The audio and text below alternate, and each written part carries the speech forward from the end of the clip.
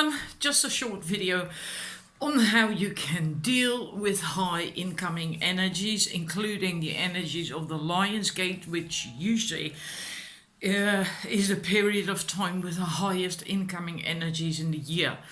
And we are in that energy right now. It starts building up on from the 26th of July onwards to the peak is on the 8th of August, the 8-8 portal, right? That's the Lion's Gate. And the portal closes, well, some say on the 12th, others say on the 18th, but in any case we can agree that it will take a little bit of time as well before it is entirely closed again, like it also takes a bit of time before it's completely opened on the 8th, right? It's also 2 weeks, a 2-week period from the 26th of July. And we then always have it. It's an annual thing, right? The Lion's Gate.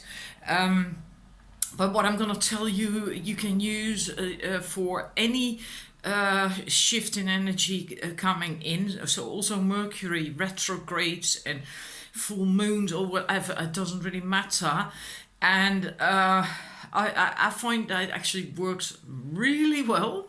It does for me anyway, because this year both the Mercury retrograde that we had in June and part of July, it started in end of May, I think, was easy for me, reasonably easy, and even the Lion's Gate is easy for me now. And let's knock on wood, literally.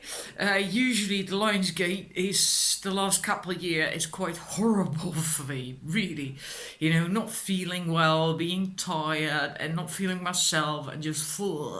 And, you know, really quite a heavy period, a number of weeks, almost a month before it's over. And now this year, I'm actually like, I'm enjoying it. I'm really enjoying it, you know? And so how can you do that? What am I doing? It's actually really simple. And I decided when I found out we had another Mercury retrograde in June, I decided that I should deal with it differently, not like just letting it happen and being controlled by it and the energy. No, there is a good side to Mercury retrograde. There is a good side to all these incoming energies because it's prepping us for 5D, right? For the new golden age that is coming. And so it's opportunities to let go of old stuff, of old shit. So that's good. It might not always be nice, but it is good, right? So I thought, okay, let's approach this differently this time. I'm gonna focus. I first read what Mercury retrograde is all about, right? It's about your shadow side, patterns that can come up then during that time. And even stuff, patterns that you thought you'd already dealt with can still come up if you haven't dealt with them properly or you get to deeper layers or whatever. And I thought, I'm going to pay heed this time. I'm gonna really be aware of what's going on, of my own reactions, including any knee-jerk reaction that I'm having. And then I'm gonna ask myself, what's behind it? Is it a pattern? Is it part of a pattern? What's behind it? And then I'm going to deal with it. And I did. And it wasn't all that bad this time. It was actually just, you know. And I did notice some communication hiccups. A couple of times my internet didn't work. And I don't know, just simple, stupid little things like that. But I didn't get in that negative spiral of there we go again. Oh God, it's Mercury retrograde. Because as soon as you start doing that, law of attraction, you start attracting these negative energies, right? Then you get into a negative spiral. You do not want to do that. So even if you notice that something is happening, don't go there. Don't start thinking like, oh, it's one of them days again, or because then you will get one of them days. And then I did the same with the. I'm doing still, right, because we're still in the Lionsgate energies. I'm doing the same now. Plus, what I'm also doing, apart from being very, very aware, because now with the Lionsgate is also letting go of old stuff. It's always about that, right? But I'm also properly grounding myself. And I've been grounding and working at all this stuff for years on end, so I do not need to spend half an hour on that usually. Although I would do that if I feel it's necessary, right? But if you're not so used to it, then you might want to do a longer grounding meditation. I think many people go wrong there. They just do maybe 5 or 10 minutes grounding, but that's not enough if you're not really used to it. It takes time for a grounding to build up and to stay in place, stay intact for a longer period of time. And if you're just starting out, you haven't really ever done that, then you have to practice longer and more often. And if you are even further, then you should ground yourself in your Earth Star chakra. Now that is a chakra that's not on the body. That is it's some 30 centimeters in the ground below you. So if you're standing up, it's below your feet, right? If you're sitting down, it's different, because then if you put your feet forward, well, that chakra is not going to move forward, right? So it's below your body, really, right? So when I'm sat, I just visualize it below my my trunk, my bum, right? And it's about 30 centimeters in the ground, in the soil. And that is the place where you are properly really grounded on this planet.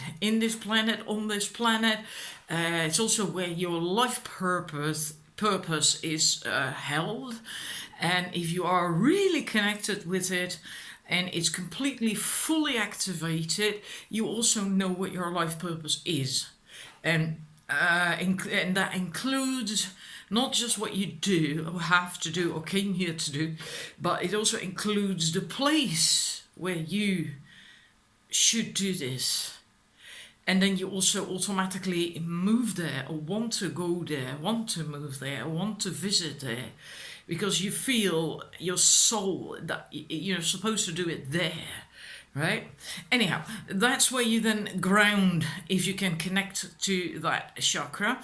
And you can ask Archangel Sandalphon to help you with that, because he's in control. He rules that chakra. So you can ask him to help you with that, to ground you there, right? And what you can also do, and I found that really works a treat. I got that from Diana Cooper.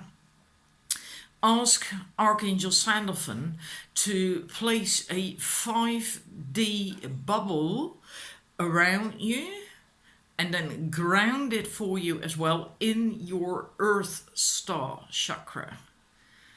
Right? And as I said, I have that from Diana Cooper, and I found that it works really well.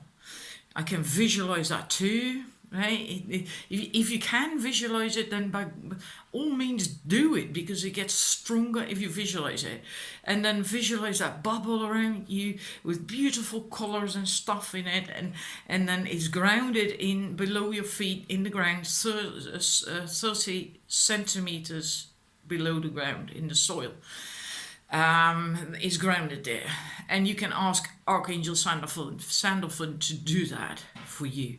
If you cannot really feel that chakra or connect with that chakra, you can still ask the Archangel to do it for you, and then it will just still happen, right? And by all means, make sure you remain grounded. If you have a difficult time when there's high incoming energies, make sure that you also ground yourself on a daily basis. and take the time for that as well, and find a good meditation, a visualization that works for you. You can of course also go for a walk outdoors, walk barefoot on the grass or on soil or whatever, helps really well. But personally, I always find that when it's really, well, bad, let's just say it, that is not enough. Then I myself really have to just sit and do a visualization. That's what I always do. I do not meditate like I just emptying your mind and that's it. You know, like kind of like watching a stone grow or something. I think that's more the Zen meditation. That doesn't work for me. It just doesn't. And also, if I need to get grounded, then how does that get me grounded? It will get you quiet and all that stuff, but for me, it won't work to get me grounded. I need to visualize that. So I love guided visualizations. I love that.